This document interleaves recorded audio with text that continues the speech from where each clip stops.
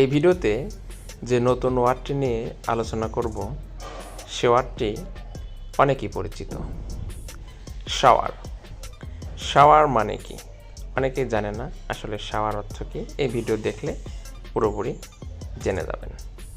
শুরুতেই দেখুন, শাওয়ারের ডেফিনিশনটা এরকমভাবে বলা যায়: a mass of small things falling or moving at the same time.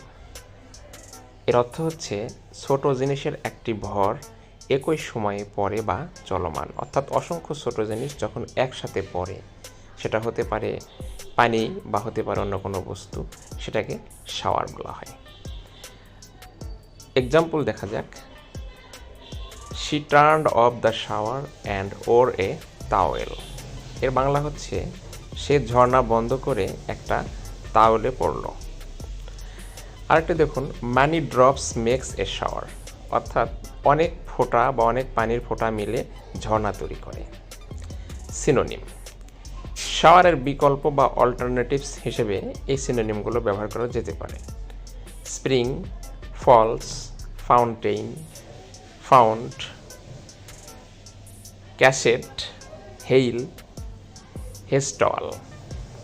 Viewers, আশা করি বুঝতে পারছেন যে শাওয়ার আসলে অনেকগুলো অর্থে ব্যবহৃত হয়। আর শাওয়ারের মূল অর্থ হচ্ছে